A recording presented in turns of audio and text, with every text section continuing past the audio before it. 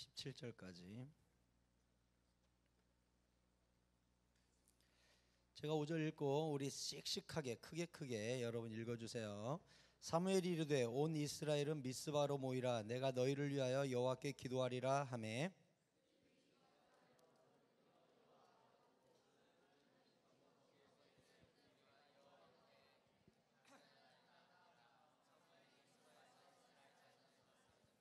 크게 읽으세요. 이스라엘 자손이 미스바에 모였다함을 블레셋 사람들이 듣고 그들의 방백들이 이스라엘을 치러 올라온지라. 이스라엘 자손들이 듣고 블레셋 사람들을 두려워하여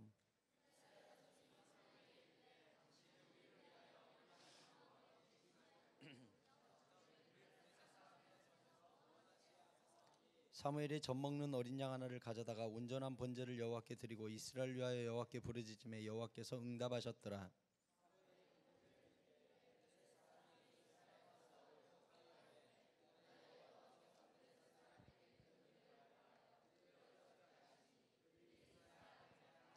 이스라엘 사람들이 미스바에서 나가서 블레셋 사람들을 추격하여 벳갈 아래에 이르기까지 쳤더라.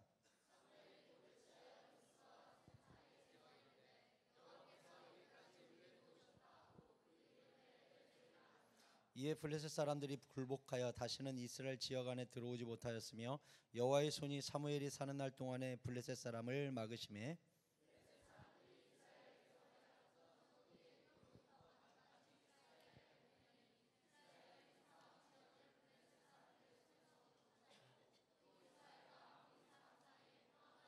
사무엘이 사는 날 동안에 이스라엘을 다스렸을 때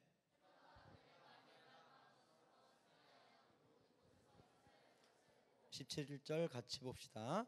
라마로 돌아왔으니 이는 거기에 자기 집이 있음이니라. 거기서도 이스라엘을 다스렸으며 또 거기에 여호와를 위하여 제단을 쌓았더라. 아멘. 할렐루야. 여러분 너무너무 고맙고요. 여러분이 늘 이 예배 자리를 지키는 것 자체가 너무너무나 귀중한 자리예요. 여러분 청토비 늘 이 자리 지켜주시고 하나님의 축복을 갈망해 주시기를 바랍니다. 그리고 여기 있는 고3들, 특별히 고2들 유념해서 들으세요. 고3들은 특별히 졸업하기 전에 고2 중에 괜찮은 친구들 꼭 키워가지고 각 학교에 기독교 기도 동아리를 전부 만드시기 바랍니다. 지금 광고를 잘 들으세요. 교회의 조직을 떠나서 그냥 학교에 가가지고 우리 내년 계약을 하면 학교에 동아리 신청하는 기간이 있죠. 학교마다 다 있죠. 네, 그때 동아리 때 동아리들을 하나씩 다 만드세요. 뭐냐? 그 학교 다니는 크리스찬들이 모여서 하나님께 그냥 기도하는 모임, 큐티하는 모임. 이 모임으로 큐티와 기도하는 모임으로 여러분들이 서클들, 동아리들을 하나씩 전부 만드세요. 이름은 이렇게 됩니다.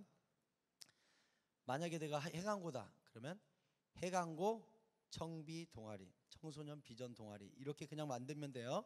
그럼 해강중이다 그러면 해강중 청비, 해강고 청비, 문화여고니 우리가 여고지, 문화여고 청비 이렇게 학교 이름에다가 청비를 붙여서 모든 학교에 서클들을 조직하세요. 그리고 이 토요일 날은 그럼 뭐 하는 날일까? 그 모든 기도 동아리, 큐티 동아리들이 토요일 날 여기 모여서 다시 학교를 위해 기도하고 우리가 연합하는 그런 행사예요. 이 행사는 그렇게 갈 거예요. 그리고 이제 여기에서 우리가 올해는 내년 겨울 방학 때까지는 선물 줄 때 이렇게 뽑아가지고 개인별로 나와서 지금 우리가 뭐 스타벅스, 뭐 아웃백 이렇게 우리가 지금 상품권 주고 있죠. 이제 내년에 동아리들이 조직되고 하면 이제 내년 3월부터는 뽑기를 어떻게 할 거냐면 학교를 뽑을 거예요. 학교. 예, 그래서 그 학교가 뽑히면 그 학교에 그 주일에 피자 10판을 들고 가겠습니다. 네. 그래서 고등부 교역자들이 뽑힌 그 학교에 그 다음 주에 바로 뽑힌 그 주에 피자 10판이든 통닭 10마리든 튀겨가지고 무조건 학교를 방문하도록 하고 그 통닭을 먹은 그 학교는 그 주 청토비 때 나와서 특송을 하시면 됩니다. 네. 그렇게 해서 우리가 내년에는 각 학교별로 이 청토비, 청비 서클들을 우리가 방문하면서 같이 기도하고 그렇게 해나갈 거고요. 3월부터는 아마 격주든지 아니면 매주든지 이렇게 될 거니까 뽑으면 그 전주에 뽑았던 학교는 따로 빼놓고 안 뽑은 학교들만 계속 뽑아서 1년 내내 학교들을 방문하고 피자 10판이든 통닭 10마리든 가지고 갈 생각입니다. 여러분 좋아요? 네. 그리고 각 학교의 서클 조장들과 팀장들, 동아리장들과 이런 리더 그룹들은 5시까지 토요일날 청토비 때 오셔서 여기 의자 정리도 하고 끝마무리도 하고 이런 봉사활동도 같이 좀 해주시면 내년에는 학교 중심으로 이 청토비 또 청비 서클들이 잘 활성화되기를 바랍니다. 그러니까 이 예배 이름은 토요일날 모이는 이 예배 이름은 청토비 청소년 토요 비전워십이 되고 각 학교 서클 이름은 학교 뒤에 청비를 붙여서 여러분들이 전부 다 서클들 조직해 주시면 감사하겠습니다. 할 수 있죠? 예, 그렇게 해서 학교에 모여서 기도하고 토요일은 여기 모여서 같이 마음을 합치고 또 여기서 새 힘을 얻어가지고 일주일의 삶을 향하여 달려가는 그렇게 하려고 하니까 여러분 고3들은 특별히 후배들 잘 키워주시고 고2 중에 마음이 있는 분들은 내년에 꼭 서클들 장도 대주시고 조직도 해서 매일 좀 모여서 기도도 하고 매주 모여서 기도도 하고 학교마다 기도 운동이 일어나게 되기를 바랍니다. 자, 우리가 찬양할 때는 찬양은 하나님께 올려드리는 거죠. 저를 보세요. 이제 목사님 쳐다보세요. 찬양은 땅에서 하늘로 올라가는 경배의 시간이죠. 그러면 말씀은 하늘의 뜻을 우리가 땅에서 듣는 시간이죠. 그러니까 방향이 이렇게 돼요. 찬양은 땅에서 하늘로, 말씀은 하늘에서 땅으로 이렇게 돼 있죠. 그래서 예배는 일방통행이 아니에요. 하나님과 내가 주고받는 시간인데 나는 그분께 시간과 정성과 찬양과 때로는 헌금이라는 물질을 하나님께 드리면 하나님은 거기에 대해서 우리에게 말씀으로 반응하는 시간이 말씀 이 설교 시간인 거예요. 그러니까 실컷 하나님께 막 올려드리고 하나님이 이제 설교와 말씀 시간을 통해 우리에게 하늘의 뜻을 말씀하실 때 우리가 딴정 피우면 우리가 찬양을 엉터리로 할 때 하나님이 섭섭한 것과 똑같은 거예요. 하나님이 말씀할 차례에 우리가 무관심해 버리면 하늘의 뜻을 전혀 짐작할 수가 없겠죠. 그러니까 예배는 늘 하나님께 드리는 시간과 받는 시간이 섞여 있는 거예요. 여러분 이제 이 시간은 하나님이 우리에게 하늘의 뜻과 성경의 뜻을 위로부터 아래로 가르쳐주는 시간이죠. 그러니까 이 시간에는 귀를 쫑긋이 세우고 하나님이 도대체 우리에게 무슨 말씀을 하시는지 잘 들어주시기 바랍니다. 오늘 성경은 에베네셀이라는 단어가 나오는 중요한 성경 사건이 기록되어 있어요. 에베네셀 따라서 하세요. 에베네셀. 에베네셀 무슨 옷 메이커인가 패션 메이커에 있지 않니? 신혼 에베네셀 못 들어봤니? 요즘은 무슨 메이커 입니? 옛날에는 신혼 에베네셀 제법 유명한 패션 회사였어요. 옷 만드는 예수 잘 믿는 회사입니다. 주일은 쉽니다. 이렇게 돼 있고 참 좋은 회사인데 에베네셀이란 뜻은 도우심의 돌. 다시 말해 여기까지 하나님이 우리를 도와주셨다 하고 도와주신 곳에다 세운 비석의 이름이 에베네셀이에요. 그러니까 도우심의 돌. 우리나라로 말하면 예를 들어 우리가 막 전쟁을 해가지고 저 38선까지 점령했다고 하자. 거기다 비석을 하나 딱 세운 다음 하나님이 여기까지 우리를 도와주셨어 하고 도우심의 돌 에베네셀 이렇게 한 거예요. 에베네셀 뜻이 뭐라고요? 도우심의 돌. 그러니까 비석 이름이에요. 비석 이름. 그러니까 여러분 목사님은 오늘 이 본문을 통해 여러분에게 이 말씀 드리고 싶은 거예요. 여러분들이 여기까지 하나님이 나를 도와주셨어 하고서 우리 고3 아이들은 대학 정문에다가 딱 비석 하나 세우고 에베네셀 이렇게 여기까지 하나님 나를 도와줬어 하는 기록들이 여러분 인생에 남기를 바라는 마음이에요. 자 이제 잘 들어요.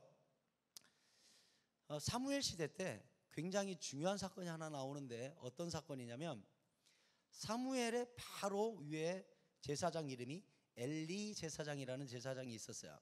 그런데 엘리 제사장이 굉장히 나이가 늙었는데 자녀들을 제대로 양육하지 못해가지고 그 자녀들도 제사장은 세습됩니다. 제사장이 그 다음 아들들이 기름 부음을 받고 기름 부음을 받고 해서 제사장 가문은 영원히 제사장 가문이에요. 그런데 문제는 엘리 제사장이 제사장 아들을 키워내야 되는데 이 제사장 아들들이 망나니처럼 컸어요. 그래가지고 하나님이 불태워 전쟁 나가가지고 죽어버립니다. 이 두 아들이. 그리고 전쟁터에 법궤를 가지고 갔는데 여러분 법궤는 모세가 출애굽해가지고 광야 생활을 할 때 하나님께서 이렇게 만들어라 하고 모든 사이즈 규격을 가르쳐줘 가지고 심지어 재료까지 다 가르쳐줘서 만든 거예요. 그 재료 이 법궤 안에 세 가지 물건이 들어있었죠. 법궤 안에 뭐 들어있어요? 첫 번째는 십계명 돌판이 들어있죠. 십계명 돌판 2개가 들어있다고 돼 있어요. 그러면 퀴즈 십계명 돌판 2개인데 하나에는 1계명에서 4계명까지 하나님과 인간의 관계, 십계명은 2개로 크게 갈라지죠. 1계명에서 10계명까지 있는데 1계명에서 4계명까지는 나와 하나님과의 지켜야 될 법도가 기록되어 있어요. 그리고 5계명에서 10계명까지 6개는 나와 사람끼리 지켜야 될 법도가 기록되어 있어요. 그렇게 그러면 퀴즈 이 법궤 안에 들어있는 십계명 돌판 2개가 들어있다고 되어 있는데 1번 2개가 똑같을 것이다. 똑같은 거 2개가 들어있을 것이다. 2번 1계명에서 4계명까지 한쪽에 써있고 5계명에서 10계명까지 한쪽에 써있는 2개일 거다. 3번 하나는 히브리말 하나는 한국말이 적혀있을 것 같다. 자 1번이라고 생각하는 사람 손 들어봐요. 똑같은 게 2개 적혀있을 것 같다. 손 내리세요. 2번 1계명에서 4계명 5계명에서 10계명까지 적혀있을 것 같다. 손 내리세요. 하나는 히브리어 하나는 한국말일 것 같아. 참 정신없죠. 참 불쌍한 인생들. 1번입니다. 똑같은 말이 2개 적혀 있습니다. 왜냐? 여러분 목사님은 부동산 계약서를 써봤는데 부동산 계약서를 쓰면 여 위에다가 볼펜으로 썼는데 뒷장을 보면 먹지로 똑같은 카피본이 생기죠. 그리고 하나는 주인에게 주고 하나는 세입자에게 주고 그렇게 계약서를 써요. 왜 그렇게 쓰죠? 원본과 뒤에 갖고 있는 게 서로 똑같이 쓰기 위해 먹지로 카피를 하는 거예요. 계약이란 똑같은 내용을 당사자가 각각 갖고 있어야 효력이 발생하는 거예요. 그러면 십계명 돌판이 왜 똑같을까요? 하나는 하나님 거, 하나는 사람 거 해서 똑같은 판이 2개 들어있다고 보는 게 언약에 있어서 맞아요. 그러면 자 다시 봅시다. 법궤가 있어요. 법궤 안에 십계명 돌판 2개가 들어있어요. 그 다음 하나는 뭐가 들어있어요? 모세의 아론의 쌍난지팡이. 자 보세요. 이렇게 12지파가 있는데 아론 레위지파만 불러가지고 성막에서 일하게 했어요. 그러니까 성막에서 일하는 모습이 다 부럽거든. 거기서 늘 예배드리고 기도하고 성막 청소하고 멋진 법궤를 등에다가 다 어깨에다 꿰고 메고 가고 이 모든 모습들이 너무 멋있어. 그러니까 다른 지파가 왜 그걸 레위지파만 해야 되냐? 왜 아론만 해야 되냐? 우리도 좀 하자. 그래요. 그러니까 하나님이 뭐래요? 너희 족장들의 지팡이 12개를 가져와라. 그래서 모든 지팡이 12개에다가 이름을 써라. 그래서 지팡이에다 이름을 써요. 유승복, 아론, 개똥이, 돌쇠 이름을 다 써요. 12지팡이를 갖다가 하나님의 성막에다 넣어놨다가 다음날 꺼내봤더니 아론이라고 써있는 지팡이에만 살구나무 싹이 나와가지고 가지가 생기고 꽃이 피고 열매가 맺혀 있는 거예요. 진짜 황당하죠. 그냥 들고 다니는 막대기에 싹이 나가지고 그 싹에서 꽃이 피고 열매가 맺혀 있는 거예요. 그건 뭐예요? 하나님이 12지파 중에 누구를 선택했다? 아론, 레위지파를 선택했다는 게 딱 이 표에 난 거예요. 그러니까 하나님이 이건 변할 수 없다. 이것은 못 바꾼다. 다른 지파에다 절대 못 넘긴다. 이것을 영원한 언약으로 삼기 위해 이 십계명 이 돌판과 함께 법궤 속에다 넣어 놓으라고 그랬어요. 그러니까 그 법궤 안에는 첫 번째 십계명 돌판 2개 그리고 아론의 쌍난지팡이가 들어있어요. 그리고 또 한 가지 더 들어있어요. 뭐? 만나 한 항아리를 거기다가 넣어 놓으라고 그랬어요. 우리가 광야를 이스라엘 백성이 통과할 때 하늘에서 내린 만나가 비처럼 쏟아졌죠. 아침마다 가보면 그게 광야에 쭉 깔려 있는데 동글동글동글한 건데 이게 꼭 그냥 먹어보면 꿀 섞은 과자 맛이었다 이렇게 돼 있습니다. 꿀 섞은 과자. 그러니까 이걸 갖다가 튀겨 먹어도 되고 볶아 먹어도 되고 데펴 먹어도 되고 그냥 먹어도 되고 엄청난 양이 쏟아졌는데 어떤 학자가 이스라엘 200만 명이 먹는 만나 양을 계산한 사람이 있어요. 시간이 남은 거죠. 계산해 보니까 8톤 트럭으로 뭐 몇백 대라더라? 100 몇십 대인가. 그러니까 어마어마한 양이 하늘에서부터 아예 막 식량 창고가 열린 듯이 떨어진 거예요. 문제는 뭐예요? 이걸 매일 새벽마다 주워야 되는데 해가 뜨면 해가 비추는 순간 녹아버렸다고 돼 있어요. 그러니까 해 뜨기 전에 만나를 거두지 않으면 다 녹아버리고 벌레가 생기는 희한한 과자예요 이게. 그러니까 새벽마다 일어나가지고 빨리 안 가면 그날 굶어 죽는 거예요 이게. 아침마다 주스러 가야 돼요. 어떤 목사님은 그 만나 이야기를 비유하면서 그래서 우리가 새벽 예배 빠지면 안 된다 이렇게 이야기하는 사람도 있어요.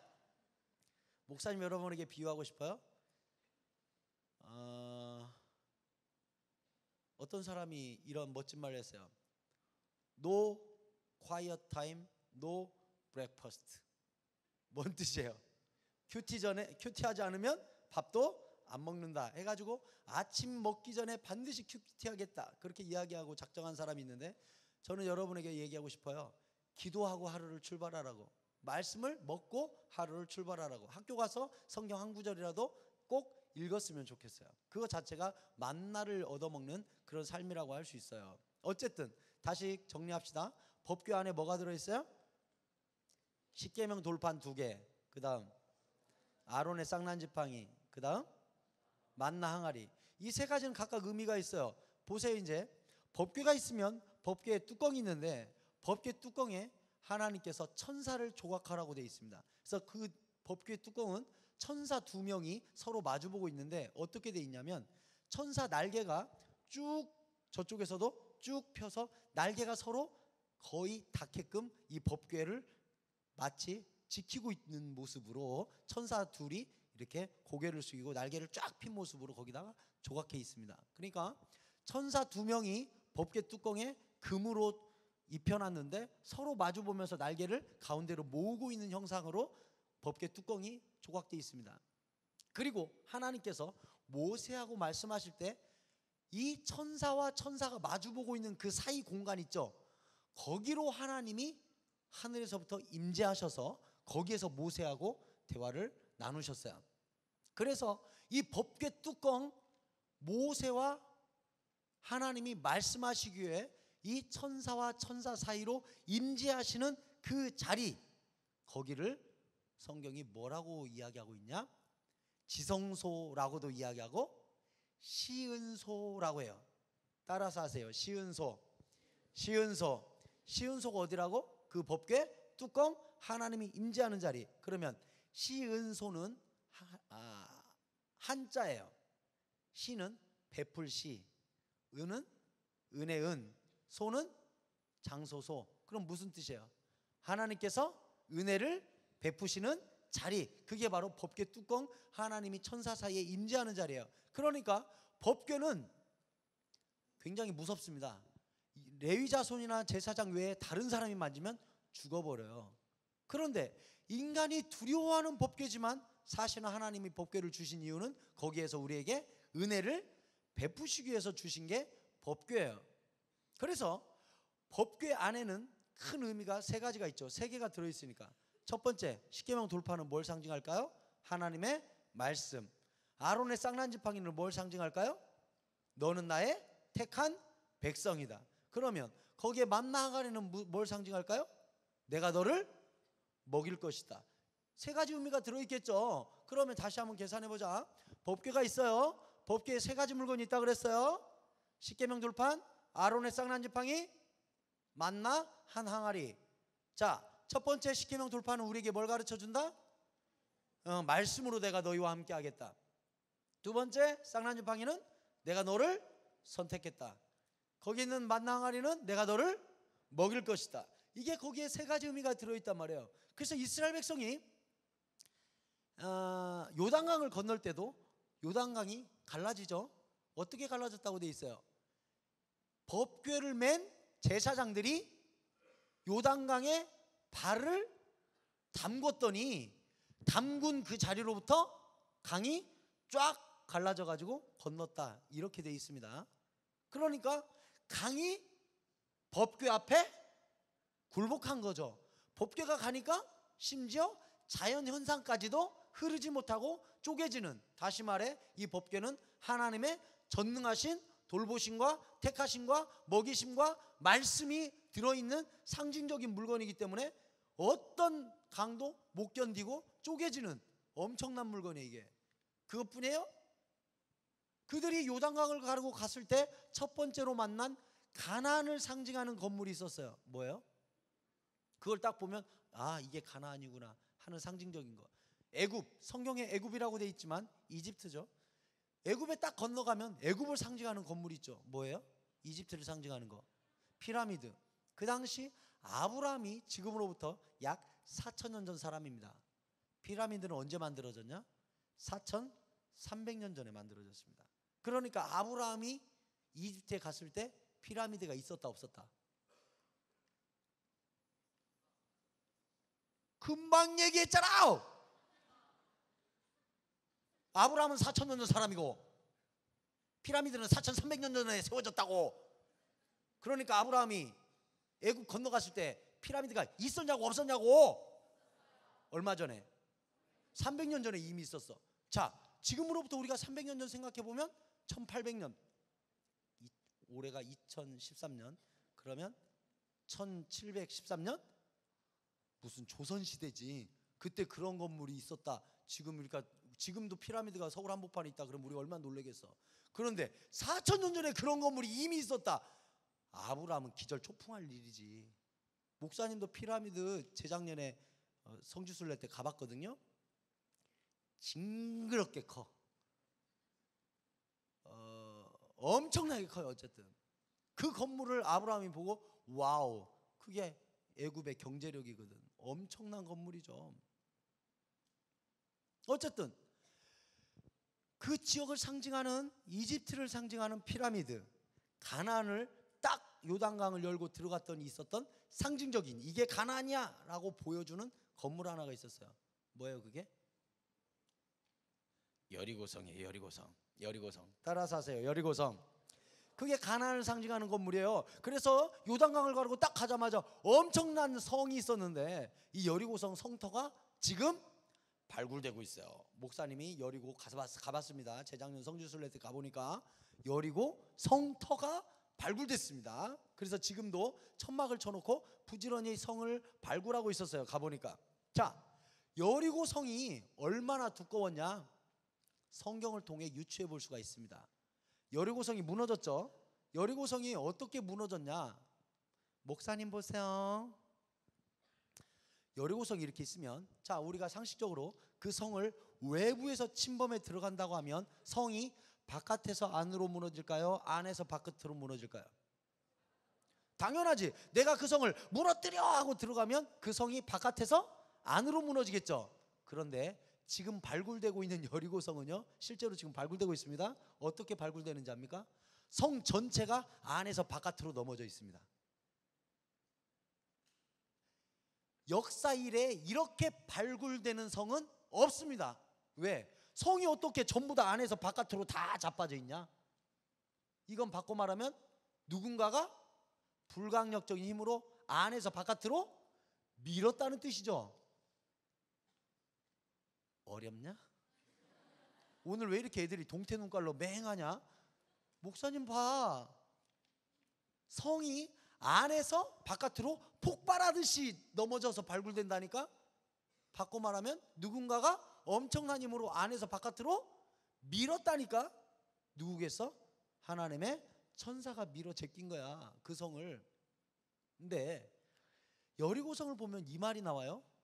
라합, 기생 라합이라는 여자가 나오는데 그 여자가 정탐꾼 2명을 자기 우물 밑에다가 숨겨주고 이렇게 숨겨주는 장면이 나오죠. 그런데 라합의 집이 여호수아서에 보면 뭐라고 돼 있냐?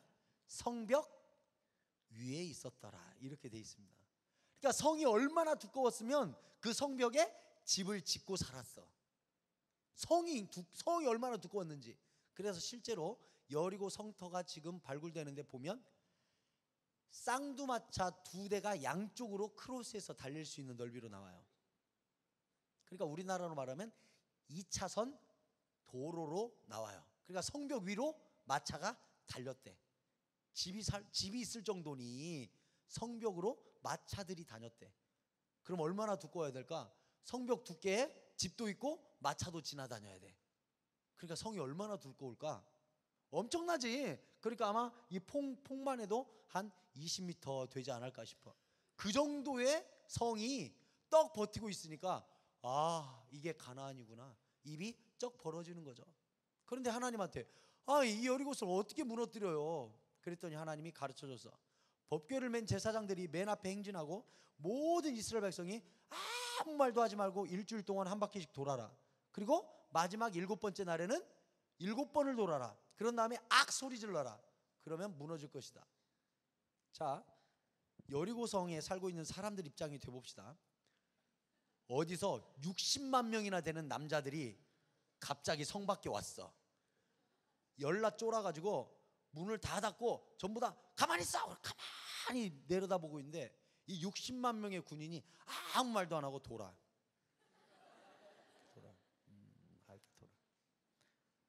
거기 보면 하나님이 아무 말도 하지 말라 그래서 입 딱 닫고 돌아 그냥 계속.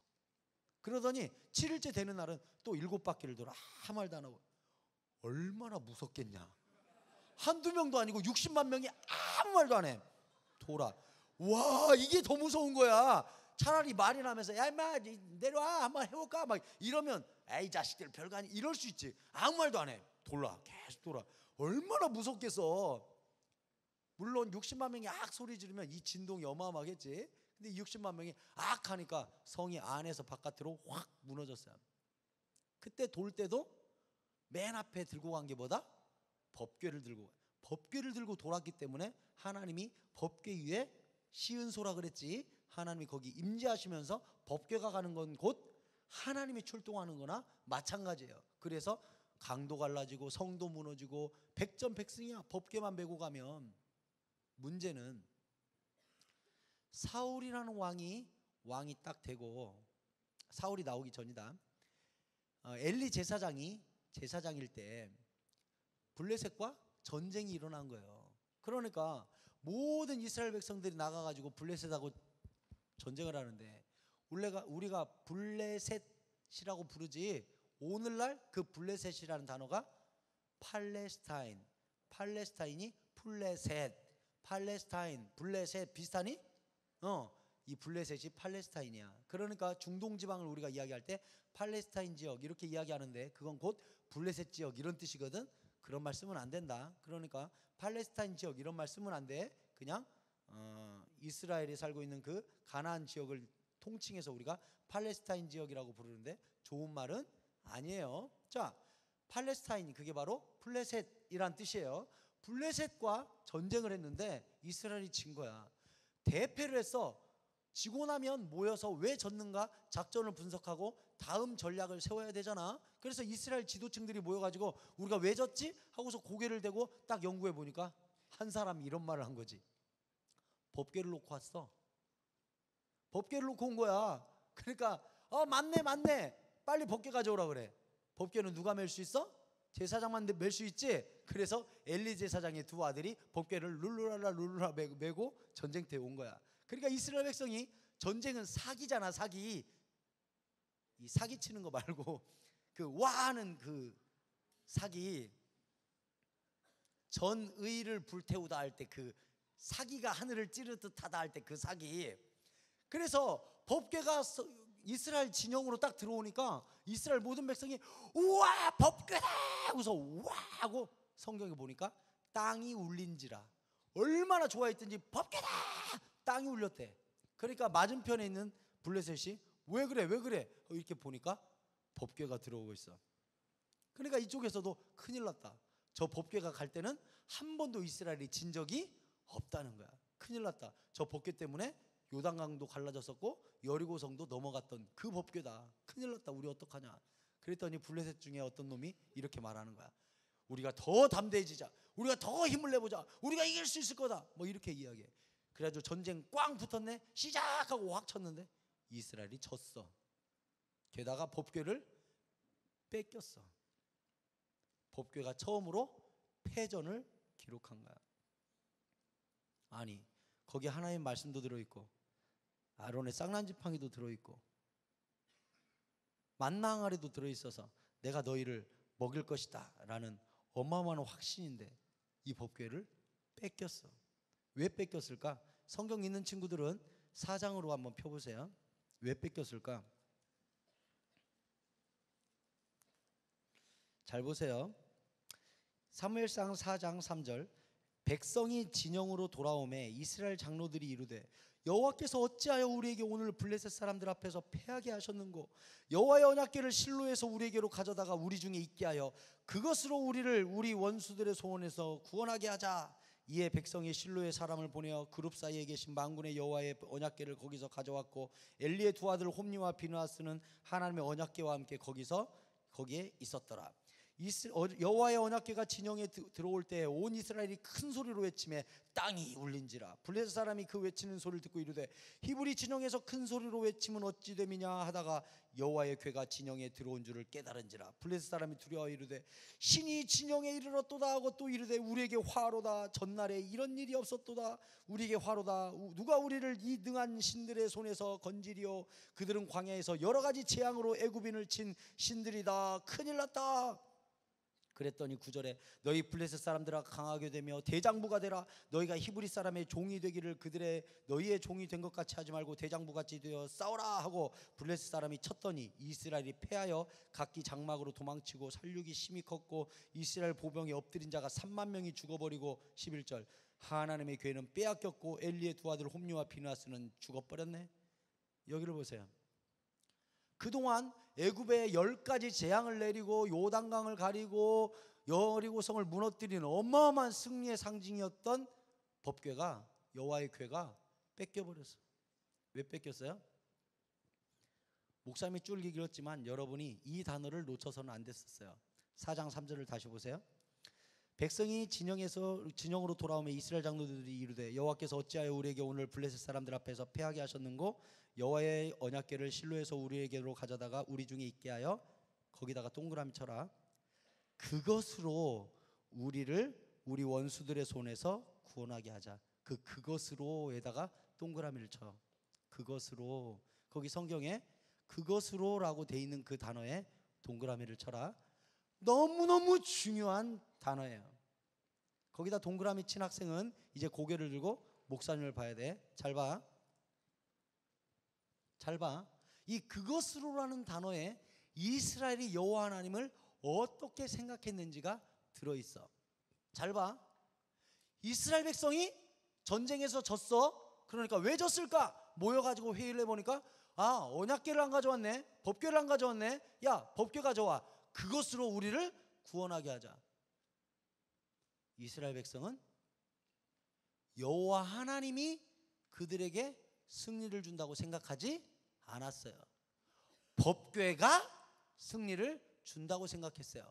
그러니까 법궤를 가져올 때 여호와가 우리를 구원하게 하자 이게 아니라 그것으로 우리를 구원하게 하자. 하나님의 영광스러운 말씀과 선택과 먹이시겠다는 언약이 들어있는 법궤랄지라도 그것을 섬기는 인간이 그것을 물건 취급해버렸더니 그 물건을 빼앗겨버리고 전쟁은 패전을 하게 된 거예요.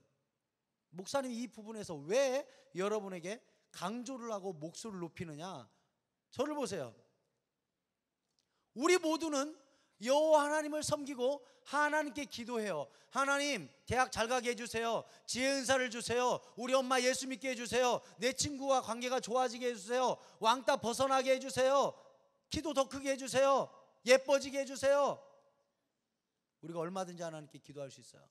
그런데 여호와 하나님을 내 인생을 위하여 뭔가 승리하게 만들어주고 복을 내려주고 형통하게 해주고 행복하게 해주고 돈 벌게 해주고 건강하게 해주고 하는 어떤 수단으로 여기는 순간 하나님은 절대로 일하지 않습니다. 하나님은 나를 위한 수단이 아니에요. 여러분, 나를 위하여 하나님이 창조됐습니까? 하나님을 위하여 내가 창조됐습니까? 당연하죠. 하나님을 위하여 내가 창조됐어요. 하나님의 영광을 위하여 내가 창조됐어요. 그런데 창조된 우리가 하나님을 나의 영광을 위하여 써먹으려고 그래요. 그럼 하나님은 빼앗겨요. 일하지 않아요. 따라서 하십시오. 하나님은 수단이 아니라 목적이다. 아멘. 하나님이 가장 싫어하는 게 뭔 줄 알아요? 당신이 수단이 됐다는 거. 정말 싫어요. 우리가 연속극, 목사님이 예전에 연속극 얘기한 기억이 나네. 연속극. 목사님은 연속극 드라마 안 봐요. 왜? 가난하고 예쁘고 착한 여자 하나가 나와요. 겁나 잘생기고 약간 싸가지 없지만 재벌 아들이 하나 나와요. 이쁘지만 열나 싸납게 생긴 재벌 가시네 하나가 나와요. 그리고 이 재벌 아들과 정말 가난하고 착한 여자가 우연히, 아주 우연히 부딪히게 되든지 만나든지 사고를 겪든지 엮여요. 이렇게. 그런데 알고 보면 이 재벌 아들은 이미 싸가지 없는 재벌 딸과 이미 약혼한 사이야. 그래서 이 약혼한 싸가지 없는 여자가 이 사실을 알게 되죠. 전현을 내가 죽여버리겠어. 수많은 전략과 전술로 죽여가는 과정이 치열하게 벌어지고, 우리 시청자들은 그 장면을 쳐다보면서 안 돼, 저 싸가지 없는 년 죽어야 돼, 막 열정이 막 일어나. 안 돼. 그런데 작가는 그걸 알아. 그래서 거의 재벌 아들과 싸가지 없는 재벌 딸이 막 될 것 같이 막 싹 가. 그러면 이 시청자들이 게시판에다 안 돼, 그녀를 죽여주세요 막 하고 막. 그래가지고 또 이 착한 신데렐라 같은 여자하고 들똥말똥하는데 이 신데렐라 같은 여자가 막 갑자기 백혈병,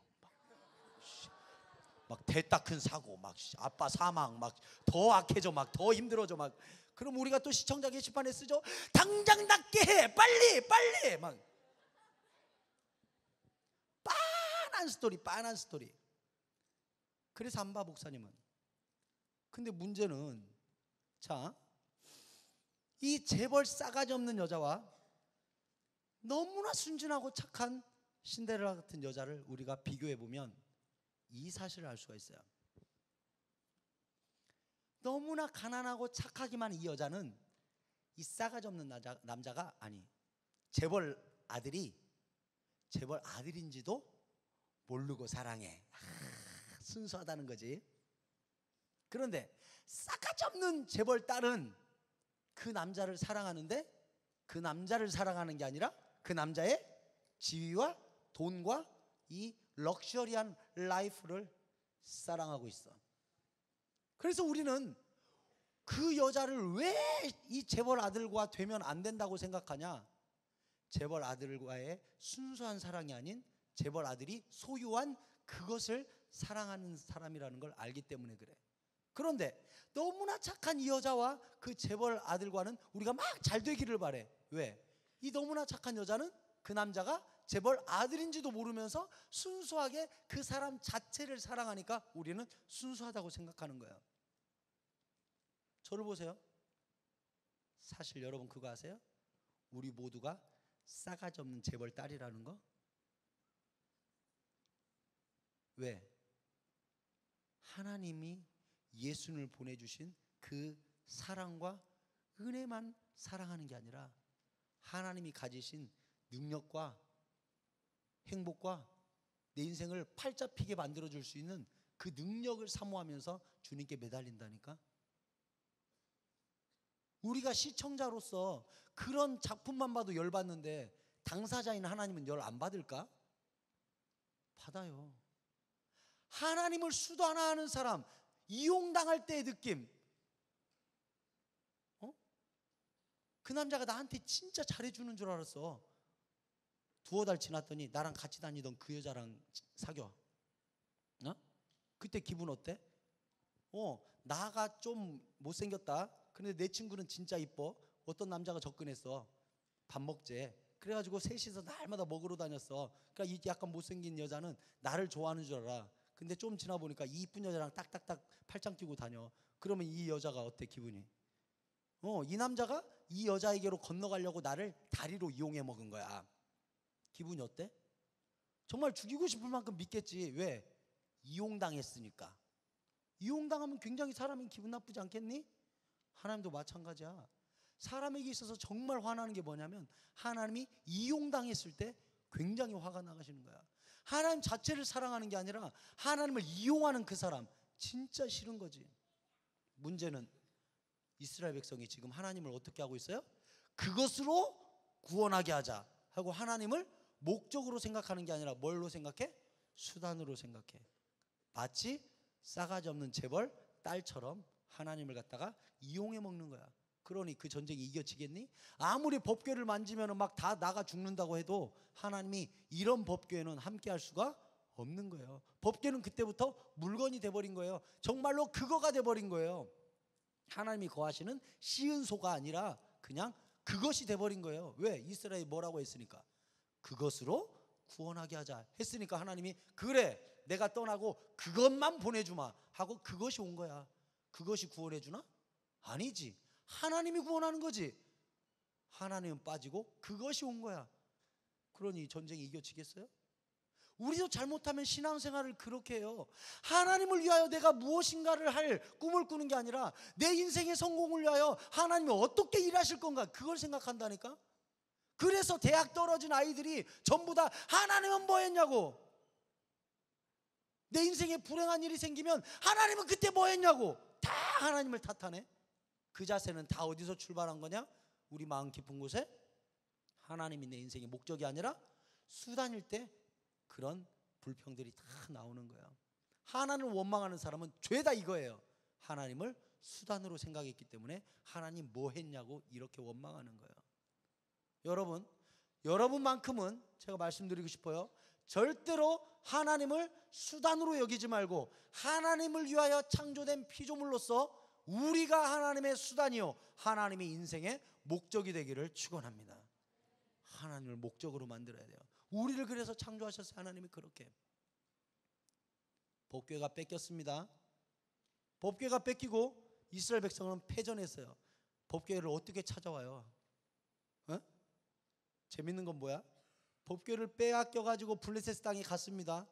법궤가 혼자 돌아와요. 어떻게 돌아온 줄 알아요? 처음에 법궤를 가지고 갔더니 가지고 간 그 동네에 다곤이라는 신전이 있었어요. 신전에다가 그 법궤를 들여다 놨어요.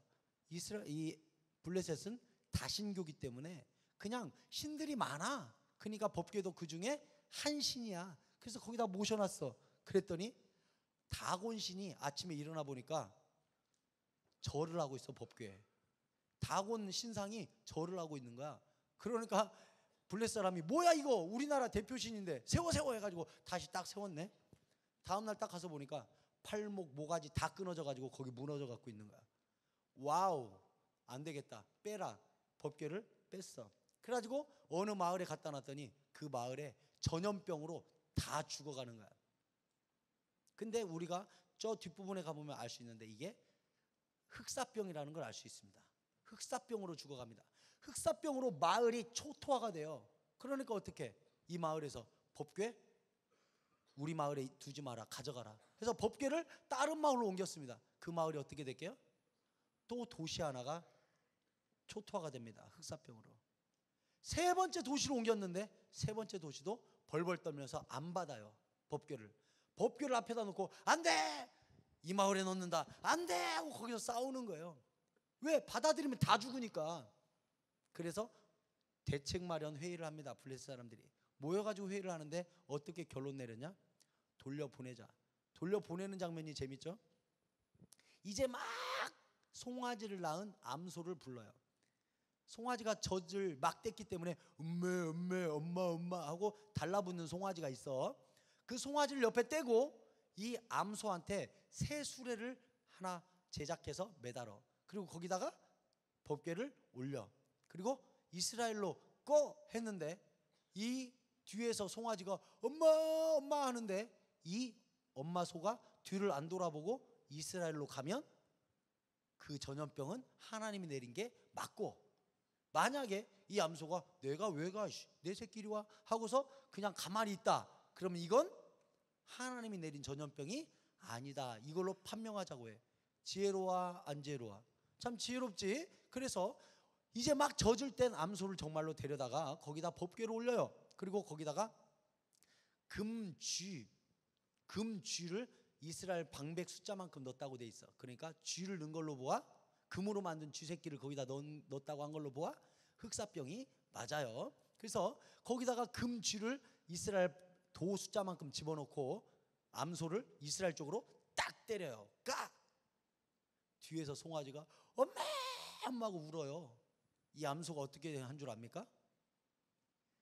한 번도 뒤를 안 돌아보고 직진으로 이스라엘로 갔다고 되어 있습니다. 하나님이 내리신 전염병이 맞는 거죠. 직진으로 그대로 가요. 그래서 그 암소를 잡아서 하나님께 제사 드렸다라는 장면이 여기 성경에 기록되어 있습니다. 자, 문제는 법궤가 돌아왔어. 문제는 법궤는 돌아왔지만 여전히 법궤를 바라보는 시선은 그것이 돌아왔어. 그 법궤 안에 의미를 새롭게 해야 되죠. 그래서 이스라엘 마음을 새롭게 불러일으켜야 돼요. 그래서 민족의 지도자인 선지자 사무엘이 이스라엘 모든 백성에게 광고를 합니다. 오늘 우리가 읽은 대로 미스바로 모여라. 그래서 미스바에서 뭘 하냐? 금식 기도를 시켜요. 금식 기도. 그래서 모두 다 모여가지고 금식 기도를 하면서 하나님께 그 법궤를 물건 취급했던 우리의 잘못을 회개합니다. 하나님이 목적이 아니라 수단으로 만들었던 우리의 죄를 회개합니다 하고 모두가 금식 기도를 하면서 미스바에 다 모였는데 골 때리는 거야. 또 거기에 모든 이스라엘 백성이 모여 있다는 걸 또 누가 들어? 블레셋 사람이 들은 거야. 블레셋 사람이 듣고 어쭈구리 이것들이 또 모였네. 왜? 우리하고 또 전쟁 한번 해보게? 야 출동. 그래가지고 이스라엘 백성이 모여있는 미스바 쪽으로 이 블레셋 사람 군대가 엄청나게 출동을 한 거야. 그걸 보고 정탐꾼이 사무엘에게 왔죠. 사무엘 큰일 났습니다. 우리가 여기서 예배 드리려고 금식 기도하면서 모여있다는 걸 블레셋 사람이 알고 지금 수많은 군대가 여기로 오고 있습니다. 어떻게 하면 좋겠습니까? 자, 여러분 인생에 너무나 다급한 전쟁과 당장 해결해야 될 문제가 코앞에까지 이르렀을 때 우리는 어떻게 해야 될까요? 여기 있는 고3 학생들 수능 치르러 가는 차 속에서 뭐 하면서 갔나요? 마지막 총정리하면서 갔었나요? 내년에 고3 될 친구들, 고2 친구들 오늘 잘 들으세요. 어떻게 하면 내년에 시험을 잘 볼지 가르쳐 줄 테니까.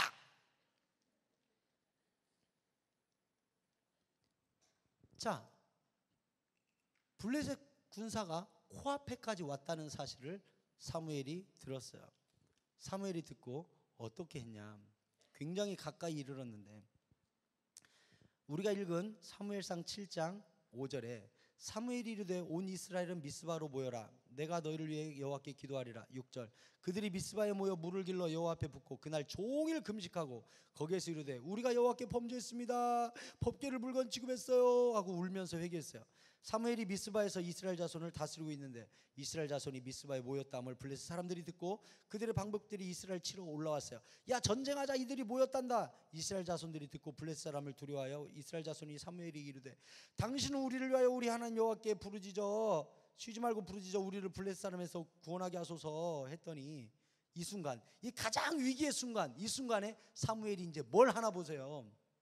9절 사무엘이 젖 먹는 어린 양 하나를 가져다가 온전한 번제를 여호와께 드리고 이스라엘 위하여 여호와께 부르짖음에 여호와께서 응답하셨더라. 저를 보세요. 인생의 위기의 순간이 사무엘과 이스라엘에게 닥치자마자 사무엘은 야 지금이라도 무기 숫자 세봐.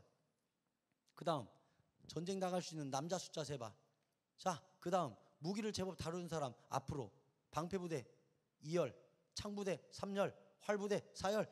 작전 짠 게 아니에요. 전쟁의 소식이 들리자마자 사무엘이 제일 먼저 한 건 뭐예요? 여호와께 번제를 드리고 부르짖어 기도했다. 이렇게 되어 있어요. 여러분, 인생의 위기가 왔고 인생에 해결해야 될 가장 강력한 문제가 우리 앞에 왔을 때 우리가 취해야 될 첫 번째 행동은 뭐냐? 그것을 생각하지 말고 그 분을 생각해야 돼요. 따라서 하세요. 그것이 아니라 그분께 가자. 아멘. 그것을 생각하면 안 돼. 이 전쟁을 그것으로 이기게. 아까는 어떻게 하다 벗겨 뺏겼다고? 그것으로 구원하게 하자 해가지고 뺏겼지. 근데 이번에 사무엘은 어떻게 하고 있어? 그 분에게 예배하면서 그 분의 도우심을 사모하고 있지. 전쟁을 대하는 태도가 얼마나 달라. 엘리 제사장 때는 그것을 가져와. 사무엘 때는 그분을 모셔와. 얼마나 달라. 얼마나 달라. 그것을 가져와 그분을 모셔와. 이건 천지와 천지, 하늘과 땅 차이인 거야. 그래서 그것을 가져와 한 전쟁은 완전히 졌고, 그분을 모셔와 이것은 완전히 성공한 전쟁이 된 것입니다. 여러분, 우리가 왜 여기 앉아 있죠? 그것을 위해요? 아니면 그분을 위해요? 당연하지. 그분을 위해야. 그래서 예배가 가장 중요한 이유는 뭐냐? 예배를 통해 하나님이 대상이 되시기 때문에 그래요. 그 분이 되기 때문에 그래요. 그것이 아니라 그 분이 되는 시간, 그게 바로 예배 시간인 거예요. 그래서 저는 여러분께 너무나 자주 드리는 말씀이지만 절대로 예배를 놓쳐서는 안 됩니다. 따라서 하세요. 예배. 그분을 만나는 시간, 그분을 초대하는 시간. 아멘. 그것, 세상에 살면 우리는 늘 그것과 만나요. 그것. 어디 가든 그것이야. 돈, 명예, 물질, 건강, 사람, 모든 게 그것이야. 예배 시간만큼은 그것이 아니라 그 분을 만나는 시간. 예배 시간이 그래서 가장 중요해요. 가장 중요해. 나는 그 사람의 인생이 성공할 인생이냐 실패한 인생이냐를 딱 한 가지만 보면 안다고 생각해요. 예배 보면 압니다. 예배. 여기 앉아있는 친구들 중에는 우리 수영록교회 아니라 다른 교회 다니는 친구들이 많이 와 있어요. 여러분들 부탁드려요. 지각하지 마세요. 예배 일찍 가세요. 찬양 드릴 때 누구보다도 번쩍거리는 눈동자와 뛰면서 목청껏 부르는 하나님께 찬양으로 올려드리세요. 말씀 들을 때는 누구보다 큰 소리로 아멘 하세요. 아멘. 하나님이 그 사람을 찾고 계세요. 그래서 요한복음에 여호와 하나님께서 지금도 신령과 진정으로 예배하는 자들을 뭐라고? 찾으시느니라. 따라서 하세요. 찾으시느니라. 우리가 보물찾기 하면 찾죠. 왜 찾아요? 숨겨져 있으니까 찾죠. 그럼 하나님이 예배자를 왜 찾게요? 없으니까, 숨겨져 있으니까 찾지. 하나님이 왜 예배자를 찾아? 오늘날 예배자가 없다는 거야. 예배자 어디 있지? 보물 찾듯이 예배자를 찾고 계셔요. 그러면 얼마나 쉬워. 전능자가 지금 뭘 찾고 있어? 예배자를 찾고 있어. 그러면 전능자에게 발견되기만 하면 어떻게 되겠니? 인생 대박 나는 거야. 끝나는 거야. 하나님이 찾으시는 사람은 딱 한 종류야. 예배 성공자, 제대로 된 예배자, 전심으로 그분을 대상으로 여기고 그분 대접해드리는 사람. 예배 시간을 뭔가 떼어내는 내 인생의 의무 시간이 아니라 대상이신 여호와 하나님을 갈망하고 있는 그 예배자, 예배 성공자, 그 사람을 하나님이 지금 찾고 계시다는 사실을 믿으시기 바랍니다. 아멘. 하나님이 그 예배자, 깨어있는 예배자를 지금도 찾고 계세요. 누가 나를 그것이 아닌 대상으로 여겨주는가, 그 사람을 찾고 있어요. 발견되기만 하면, 하나님 눈에 띄기만 하면 그 인생이 어떻게 되겠어요? 하나님이 책임지는 인생이 돼버리는 것입니다. 예배자가 되십시오. 하나님이 책임지는 예배자가 되시기를 축원합니다. 하나님이 책임져 버리는 인생이 되기를 축복합니다. 그거예요. 우리가 할 건 딱 하나밖에 없어요. 예배자. 하나님께 발견되는 예배자. 그러면 왜 이렇게 하나님은 예배자에 집착하시는 걸까요? 왜 이렇게 예배자를 찾기 위해 혈안이 되 계실까요? 인생을 창조하신 목적 자체가 예배받고 싶어서 창조했기 때문에 그래요. 여러분, 우리는 당신은 사랑받기 위해 태어난 사람. 저 그 노래 좋아합니다. 하지만 싫어합니다.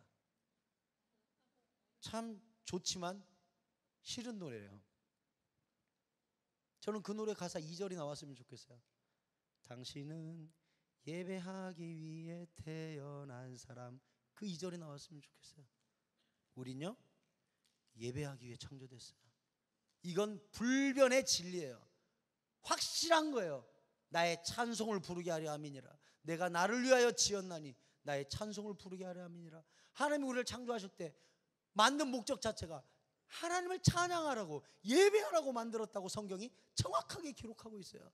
그래서 소요리 문답 1문 1장에 나와 있어요. 첫 번째 문항, 인간의 제일된 목적은 여호와를 영원토록 즐거워하는 일이다. 하나님을 대상으로 여기고 영원토록 즐거워하는 예배자로 우리는 창조되었다. 이게 소요리 문답 1장 1문이에요. 첫 번째.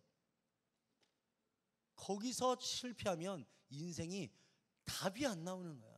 그러니까 예배 실패하면 기대할 게 없어요. 그 사람은 기대도 하지 마. 하나님께 뭘 받을 생각도 하지 마. 예배자가 뭐기 때문에? 하나님을 그것으로 여기는 사람이 아니라 그 분으로 여기는 첫 번째 자세가 예배로 나타나기 때문에 그래요. 자, 아까 첫 번째 엘리 제사장 때는 전쟁할 때 하나님을 뭐 취급했다? 물건 취급했어. 그것으로 구원해보자. 완전 실패. 그리고 법궤는 돌아왔어. 사무엘이 백성을 모았어.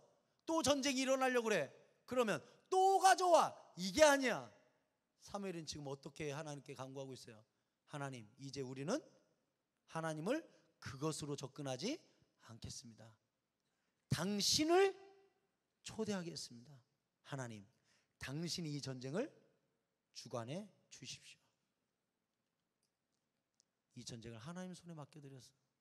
그랬더니 하나님이 기분 좋을까 안 좋을까? 좋지. 아까는 법궤 가져다가 야야 법궤 돌려 이긴다니까 뺏겼어. 근데 이제는 사무엘이 당신이 해주세요 하고 하나님께 엎드렸잖아. 하나님 기분 좋겠지. 하나님이 그래서 오셨어. 이 전쟁에 오셔서 어떻게 했대? 10절, 사무엘이 번제를 드릴 때, 그 번제를 드릴 때 밑줄을 딱 긋고 서라. 예배를 드릴 때, 사무엘이 예배를 드릴 때 블레셋 사람이 이스라엘과 싸우려고 가까이 왔더니 그날에 드디어 여호와께서 간섭하시잖아. 여호와를 물건 취급한 게 아니라 대상으로 취급해드리고 목적으로 초대하니까 하나님이 지금 개입하시잖아. 어떻게?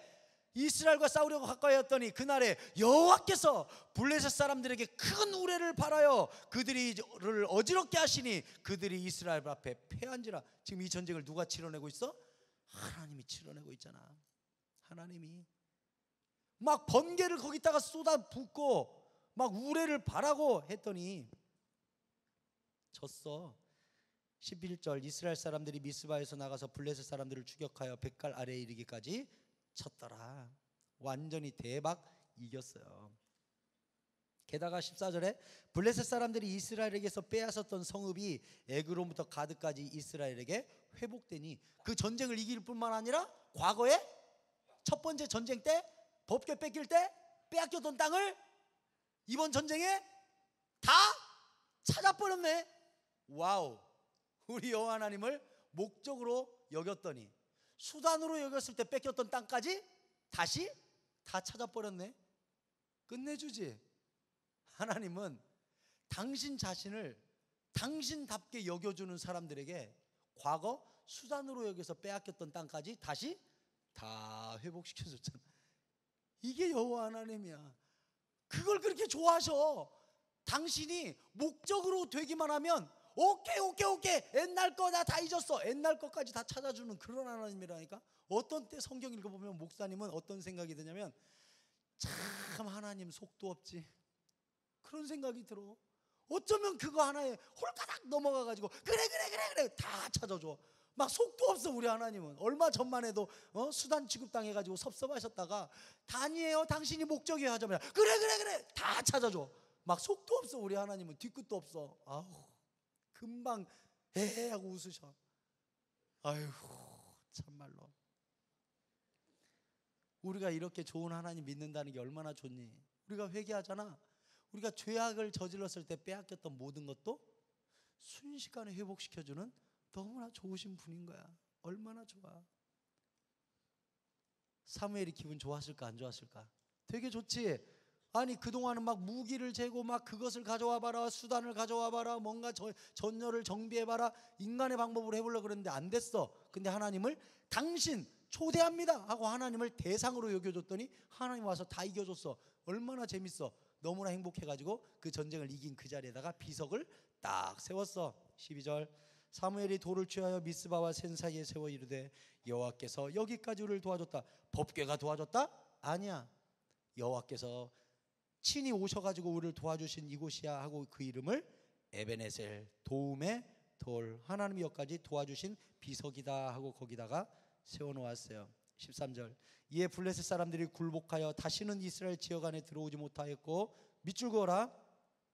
여호와의 손이 사무엘이 사는 날 동안에 블레셋 사람을 막으셨더라. 거기 밑줄 그은 친구는 목사님 주목. 이제 말씀을 맺으려고 해요. 사무엘이 사는 날 동안에 하나님이 블레셋 사람의 손을 그 손으로 블레셋 사람을 다 막아주셨다 이렇게 돼 있어요. 그러면 그 의미를 바꿔 생각하면 사무엘이 죽고 난 다음에는 다시 전쟁이 일어났겠지. 그러면 이스라엘을 블레셋이라는 강대국으로부터 지켜냈던 사람은 딱 한 사람이야. 누구? 사무엘. 사무엘이 평생 동안 나라를 지킨 사람이야. 블레셋으로부터 이스라엘 지킨 사람은 왕권도 아니고 군사력도 아니고 경제력도 아니고 누가 지켰다? 사무엘이 지켰다. 그러면 왜 하나님이 사무엘이 죽을 때까지 그 땅을 지켜줬을까? 사무엘이 누구였기 때문에. 아까 우리가 읽었지? 사무엘이 통치할 때 15절 사무엘이 사는 날 동안에 이스라엘 다스렸고 해마다 베델과 길갈과 미스바로 순회하고 그 모든 곳에서 이스라엘 다스렸고 라마로 돌아왔으니 이는 거기에 자기 집이 있음이라. 거기서도 이스라엘 다스렸으며 또 거기에 여호와를 위하여 제단을 쌓았더라. 저를 보세요. 말씀 맺는다고 그랬지? 이제 결론이니까 목사님 봐야 돼. 왜 사무엘이 사는 날 동안 그 땅을 하나님의 큰 손이 이스라엘 이렇게 품고 지켜줬어요? 사무엘은 가는 곳마다 뭐 했어? 하나님께 제단을 쌓았지. 사무엘이 어떤 사람이야? 예배의 사람이야. 가는 곳마다 예배를 드리면서 여호와를 수단이 아니라 목적으로 대접해 드렸어. 그러니까 하나님이 너무나 기분 좋아가지고 사무엘 너 때문에 나 행복하다. 네가 죽기 전까지는 내가 이스라엘 지켜줄게 하고 이스라엘 지켜준 거야. 한 사람의 살아있는 예배자가 나라를 지켜낸 것입니다. 저는 우리 청톱이 너무나 사랑해요. 그리고 우리 윤정 목사님이랑 찬양팀 아이가 러브유 참 사랑합니다. 그리고 여기 와 있는 여러분들 너무 좋아 죽겠어. 아까 할렐루야 전능하신 주가 다스리네 이 노래 부를 때 목사님 저 뒤에 앉아서 막 울었어. 엄청 막 울었어. 그 노래가 슬픈 노래가 아니지. 할렐루야 전능하신 주가 다스리네 하는데 목사님은 저 뒤에서 막 울었어. 엄청 울었다. 왜 운 줄 알아? 우리 예배자 때문에. 할렐루야 전능하신 주가 이 땅을 다스리시는구나. 안전을 책임지시는구나. 전쟁으로부터 지켜주시는구나. 부산 땅에 이 예배자 때문에 소망이 있구나. 여기 불과 한 200명 모여있지. 이 200명 때문에 부산 땅에 소망이 있구나. 부산 땅에 전쟁이 일어나지 않겠구나. 우리 교회 전쟁이 멈춰주겠구나. 예배자 한 사람이 민족을 지켜냈는데 예배자 200명 이상이 여기 모여있는데 이 사람들이 얼마나 많은 전쟁을 지켜낼 것이냐. 와우, 이건 장난이 아니야. 목사님이 저 뒤에 앉아서 막 울었어. 그리고 하나님께 딱 한마디 했어. 주님 주님도 기쁘시죠? 이 말 한마디에서 주님도 기쁘시죠?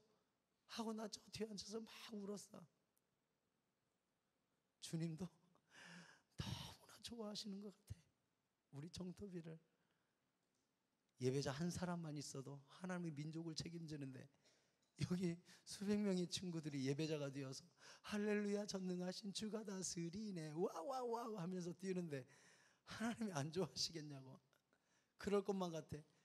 사랑하는 청토비 친구들아, 네가 예배하고 있는 한 내가 네 인생은 책임져 주마. 네가 예배하고 있는 한 네 교회는 내가 책임져 주마. 니들이 예배하고 있는 한 부산에 있는 교회들은 내가 책임져 주마.